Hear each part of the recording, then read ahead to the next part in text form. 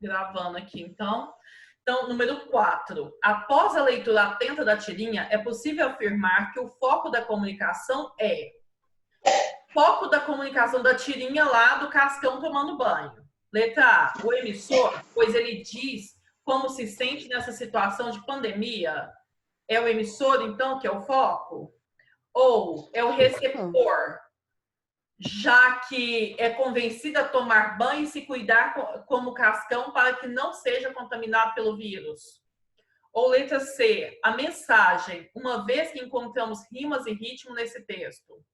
Ou letra D, o referente, porque se trabalha com as questões conotativas da linguagem? Ou letra E, o canal, no caso chuveiro, porque o vírus pode ser lavado? Eu acho que é a letra B. Acho que é B também.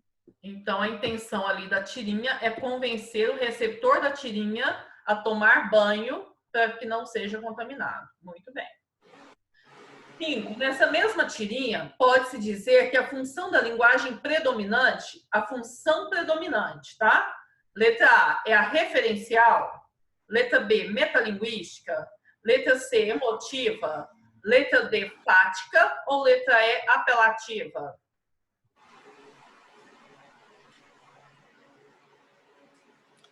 Apelativa? Por que que é apelativa? Porque tá tentando convencer. Foi um meio de convencer ele a tomar banho. Isso Teve mesmo. que apelar para o Covid-19. Muito bem. Então, se a resposta do número 4 está certa, que o receptor que está sendo convencido, a função só pode ser apelativa, não poderia ser mesmo outra, certo? Que a função apelativa, ela está tentando convencer o receptor a fazer aquilo que o emissor acha certo. Ainda sobre a tirinha de Maurício de Souza, reconhecemos que o referente diz respeito. O referente ao contexto, certo? O referente diz respeito. Letra A necessidade de se tomar banho todos os dias, coisa que o Cascão não gosta. B, a situação econômica do Brasil, que já preocupa os governantes e o povo. Letra C, a pandemia mundial, Covid-19, que assola o país e preocupa as autoridades e as pessoas. Letra D, ao cartunista que não soube desenvolver bem o assunto. Letra E, a própria tirinha, que é o canal dessa mensagem. A C. Então, o referente diz respeito à pandemia. O referente é sempre o todo, é sempre o contexto, tá? É onde está inserido. Essa tirinha é um exemplo de intertextualidade, letra A.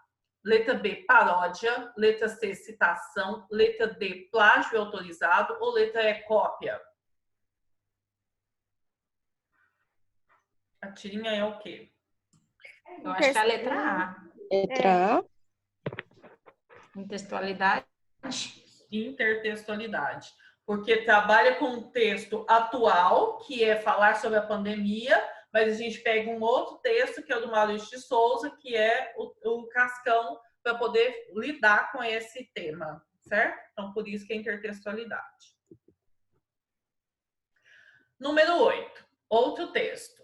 A biosfera, que reúne todos os ambientes onde se desenvolvem os seres vivos, divide-se em unidades menores chamadas ecossistemas, que podem ser uma floresta, um deserto e até um lago. Um ecossistema tem múltiplos mecanismos que regulam o número de organismos dentro dele, controlando sua reprodução, crescimento e migrações. Aqui, então, nesse texto, eles estão falando o que é o ecossistema e como esse ecossistema se reproduz, não é? Então, ele está falando sobre o ecossistema. Predomina no texto a função da linguagem. Letra A, emotiva, porque o autor expressa seu sentimento em relação à ecologia. B, fática, porque o texto testa o funcionamento do canal de comunicação. Letra C, poética, porque o texto chama a atenção para os recursos de linguagem. Letra D, conativa, porque o texto procura orientar comportamentos do leitor. Ou letra E, referencial, porque o texto trata de noções e informações conceituais. Eu acho que é a letra D. Letra E. Letra D ou letra E? Letra E. Letra E. Vamos ver então quem tá certo. Letra E. Nesse caso, ele está apenas falando a respeito da biosfera. Não disse que é para alguém cuidar dessa biosfera, que é para alguém fazer alguma coisa com relação a ela. Se dissesse para alguém fazer, tomar alguma atitude, aí seria de orientar o comportamento do leitor. Mas não é o caso. Ele está apenas dizendo o que é a biosfera e como ela se comporta no mundo. Certo? Só isso. Então, função referencial, denotativa. Aqui. Número 9 é um texto do Enem. Pequeno concerto que virou canção. Não há por que mentir ou esconder. A dor que foi maior do que é capaz meu coração. Não, nem há por que seguir cantando só para explicar. Não vai nunca entender de amor quem nunca soube amar. Ah, eu vou voltar para mim, seguir sozinho assim, até me consumir ou consumir toda essa dor, até sentir de novo o coração capaz de amor. Na canção de Geraldo Vandré, tem-se a manifestação da função poética da linguagem. Aqui ele já está afirmando, existe a função poética, que é percebida na elaboração artística e criativa da mensagem por meio de combinações sonoras e rítmicas. Então, a gente pode voltar lá no texto e perceber, por exemplo, que a palavra canção rima com coração, que explicar rima com amar, que assim, que mim rima com assim, que dor rima com amor. Então, isso constitui a função poética.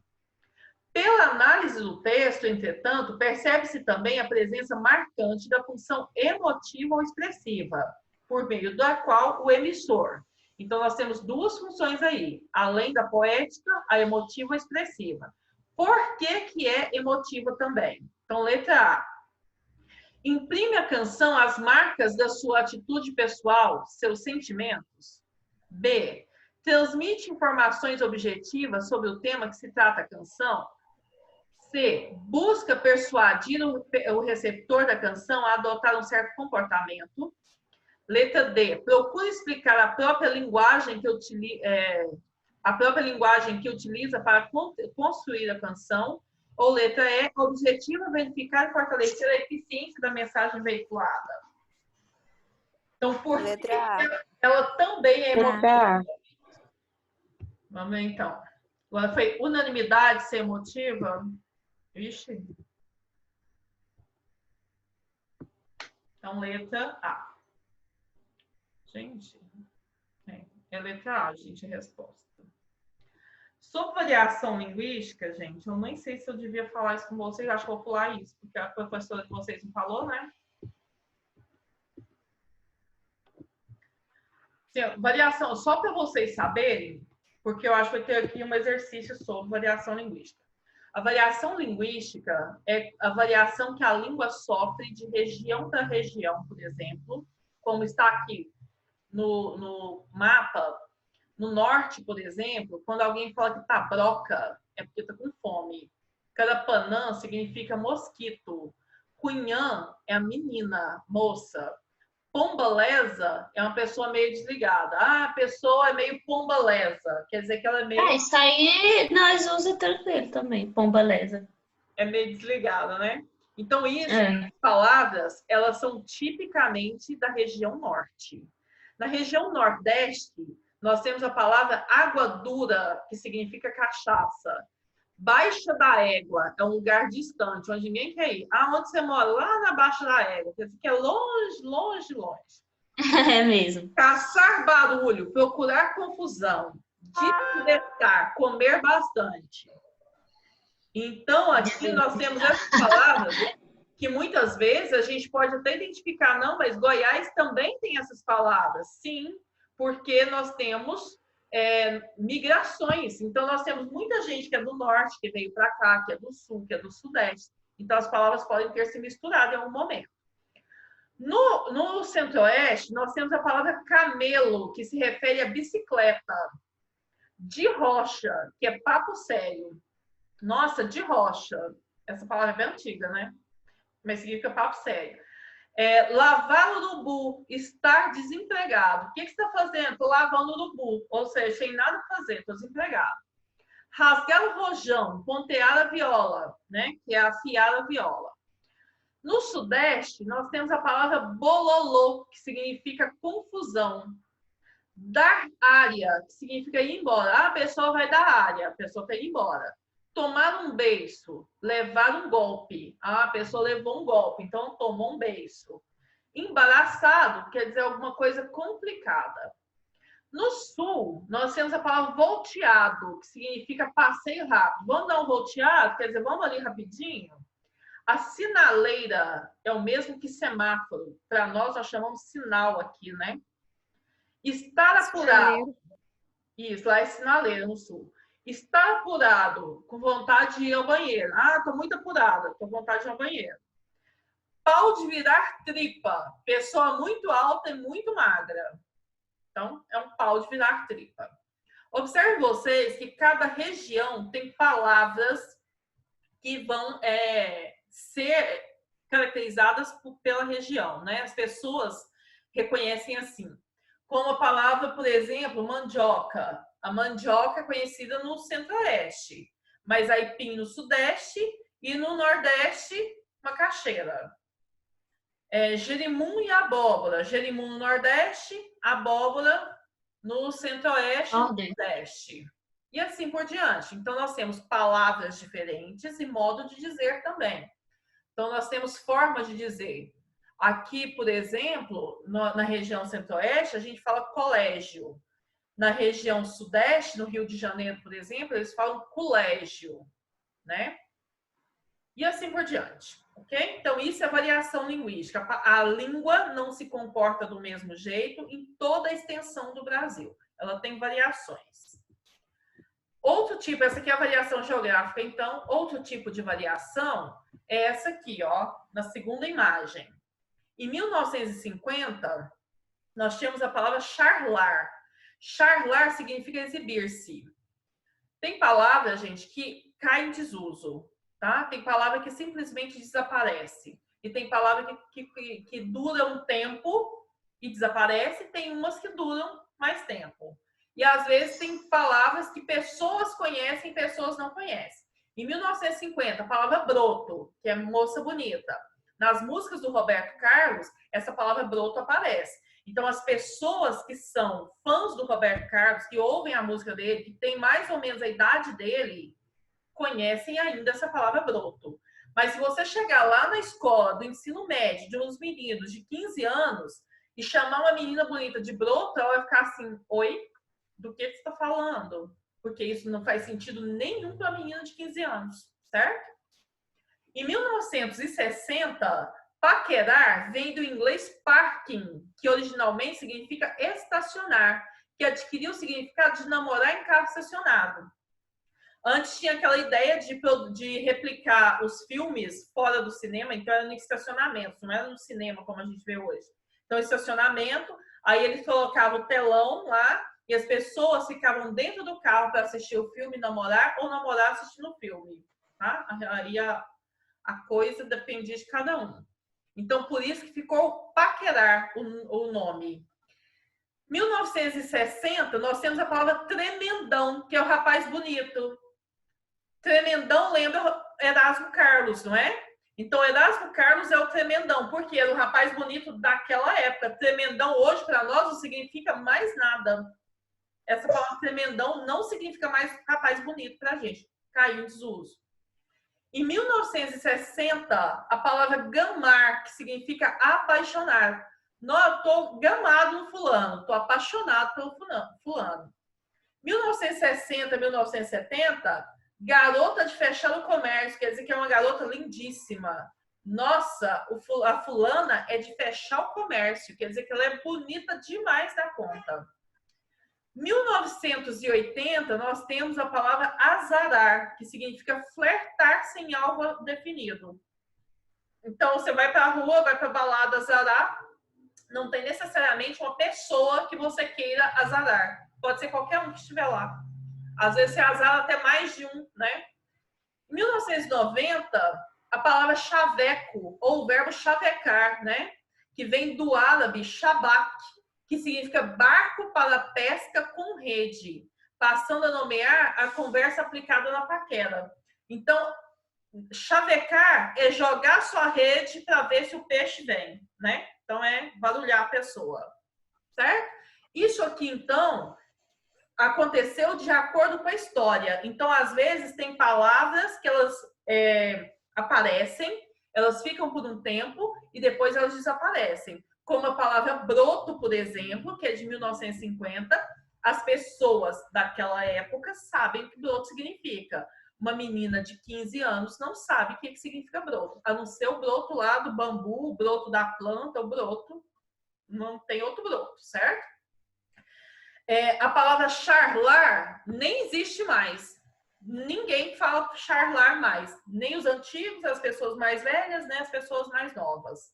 Então, isso aqui é histórico. A palavra existe em determinado momento da história e depois ela deixa de existir. Então, as imagens acima, a imagem 1 e 2 do mapa do Brasil e essa segunda que eu mostrei, representam um tipo de linguagem empregada em um determinado grupo social, mas que pode se estender à sociedade em razão do grau de aceitação. O mapa acima, a imagem 1, representa os diversos modos de falar do povo brasileiro atualmente.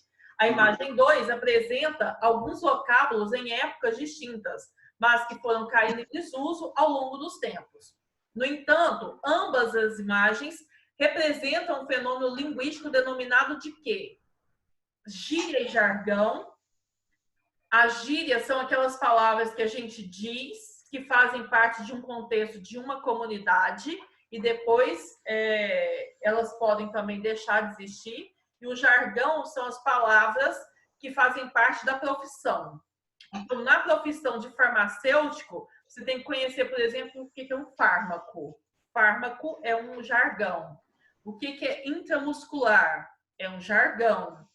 O que é um decúbito dorsal? É um jargão para vocês também. E assim por diante. Então, cada profissão tem o seu próprio jargão, o seu próprio jeito de falar. Pode ser um jargão e uma gíria, é uma variação geográfica e uma variação histórica, uma variação social e uma variação histórica, letra D, ou uma variação geográfica e uma variação social na letra E. O que vocês acham que é? C. Isso, muito bem, letra C. Então, variação geográfica no primeiro, porque conta das regiões e a forma de falar de cada região, e uma variação histórica, porque conta sobre a história, as palavras, como elas aconteceram em cada momento histórico. Muito bom. Leia o texto de Patativa do Assaré para as questões 11 e 12. Sertão, alguém te cantou que eu sempre tenho cantado e ainda cantando tô, porque meu torrão amado, muito te prezo, te quero e venho aqui os meus mistérios, ninguém sabe decifrar. A tua beleza é tanta que o poeta canta, canta e ainda fica o que cantar. O Patativa do Assaré é um poeta nordestino, ele não tem escolaridade, isso aí é o jeito que ele fala, é o jeito que representa a fala do nordestino mesmo. E aí, quem escreve para ele tem vários livros, né, publicados, e quem escreve para ele é a filha dele. E a filha faz questão de representar bem a linguagem dele, do jeito que ele fala. Então, ela copia do jeito que ele fala. Esses textos dele são todos textos orais, então ele vai falando e ela vai copiando de acordo com aquilo que ela vai ouvindo, do jeito que ela vai ouvindo. Então, olha, as palavras pro quê, alguém, então no lugar de alguém, pro quê no lugar de porquê, muito no lugar de muito, mistério no lugar de mistério, decifrar. Então, são palavras coloquiais. O que é a língua coloquial? É a língua do povo, é a forma como o povo fala, certo? Então, esse é o jeito do povo nordestino falar. Então, as pessoas menos escolarizadas só falam desse jeito no Nordeste, não tem outro jeito de falar, ok? Então, analise as palavras destacadas no texto acima e identifique o tipo de linguagem utilizada por Patativo do Assaré. Em seguida, explique qual a intencionalidade do poeta ao utilizar tais palavras. Então, essa linguagem dele é a linguagem mais coloquial ou uma linguagem mais culta? Coloquial. Mais coloquial. E por que ele optou por usar essa linguagem coloquial? Tem um motivo? O que vocês acham?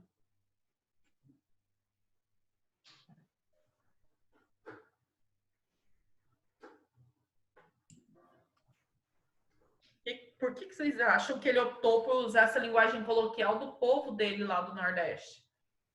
Porque dessa forma eles vão entender o que ele está falando, conversando a mesma linguagem. Sim, Ou para representar a região dele. Porque ele quer representar a região. Porque quando eu escrevo alguma coisa, eu não escrevo só para quem eu penso que vai me ler. Quando eu escrevo alguma coisa, eu escrevo para todo mundo, não é? Então, olha, o Patativo do Assaré utilizou a linguagem coloquial com a intenção de representar a fala do nordestino mesmo. É o jeito de falar da região dele. Ele tinha essa intenção.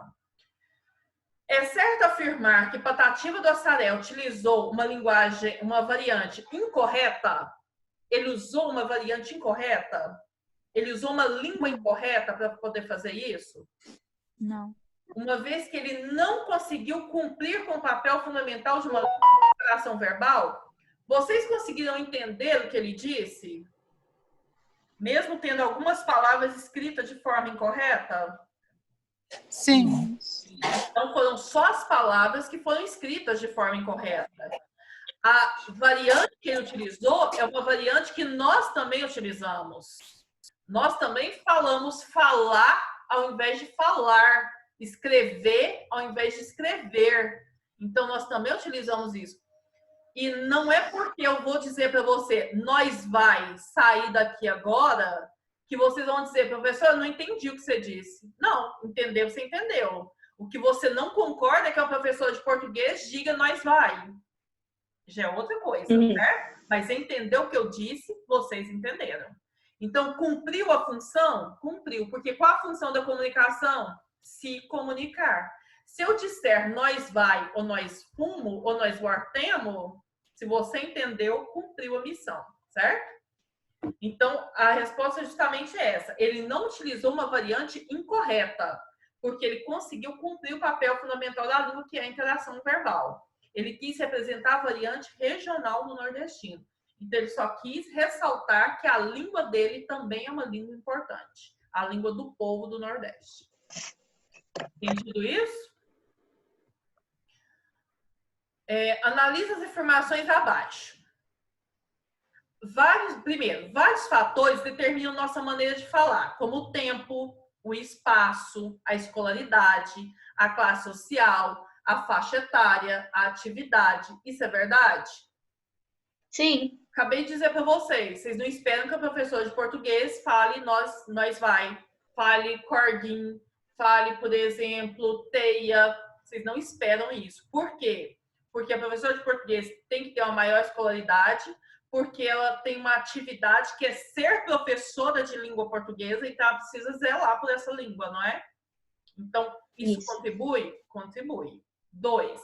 Há várias diferenças entre a língua falada e a língua escrita. Verdade isso? Sim.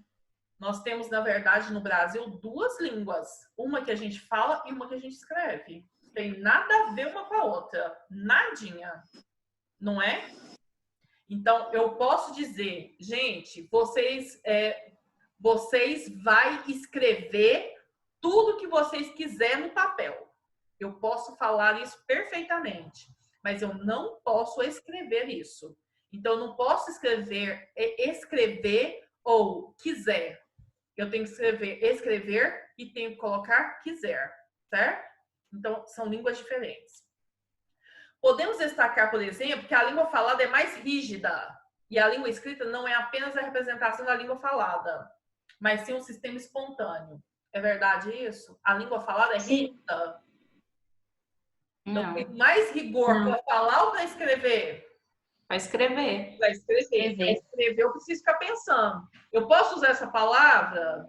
Eu tenho que colocar vírgula? Onde é que tem ponto aqui? Então, eu tenho que pensar tudo isso.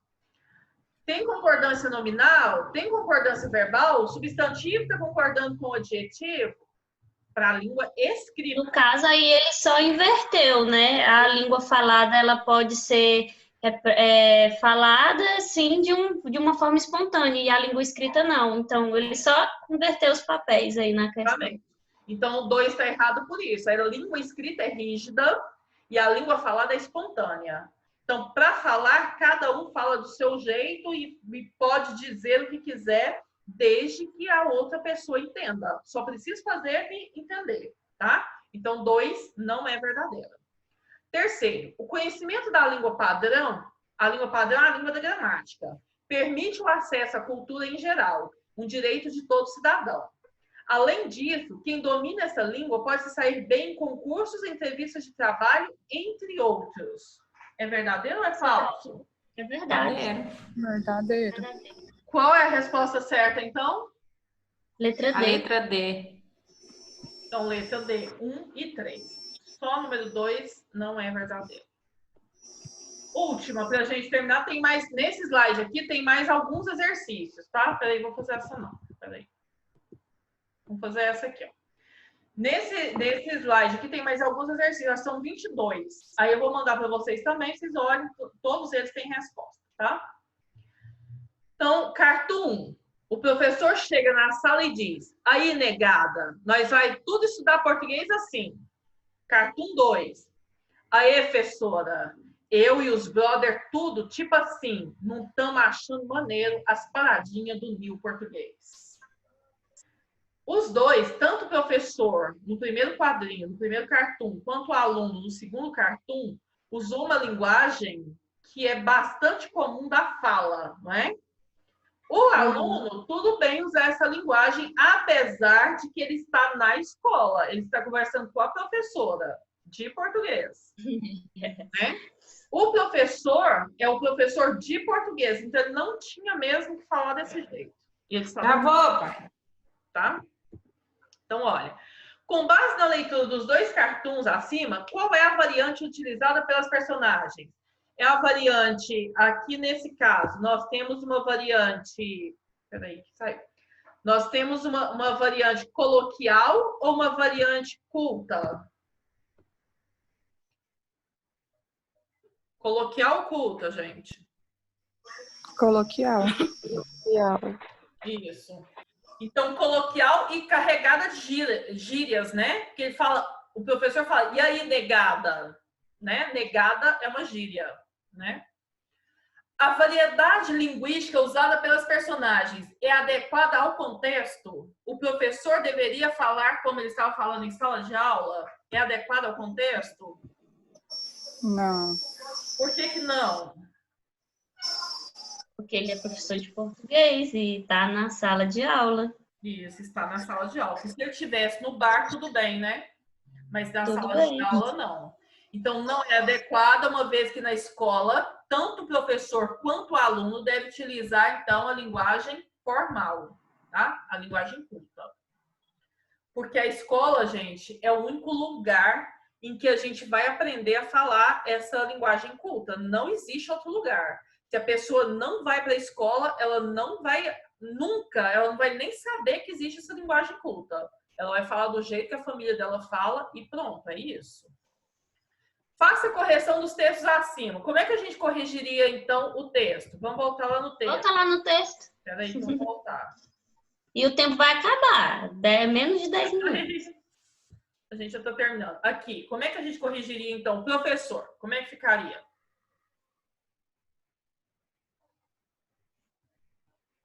Bom dia, alunos. Tipo isso. Uhum. Vamos estudar português. Nós vamos... Não, peraí.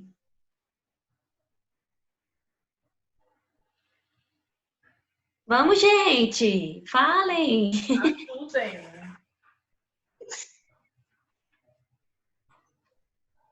No primeiro poderia ser olá, alunos. Aí nós vamos estudar português.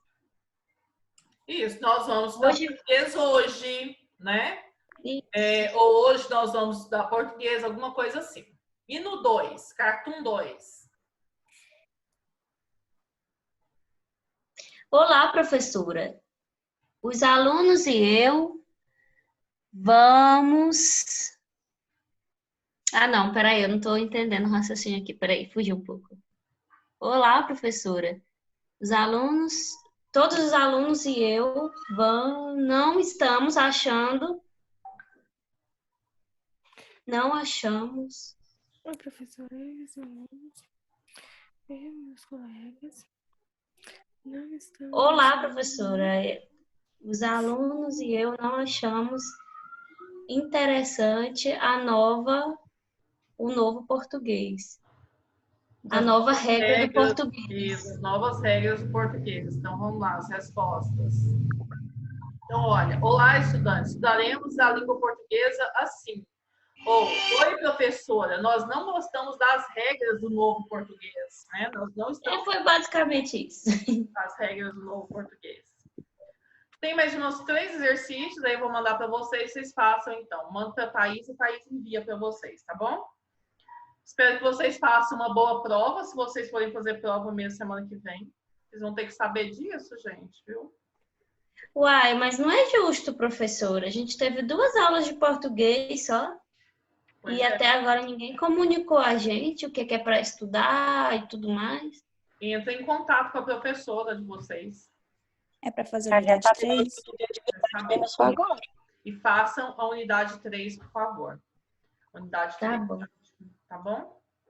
tá Então, bom. fique em contato com a professora ou com a coordenação. Eu acho mais viável com a professora, porque eu acho que ela já fez essa prova, tá?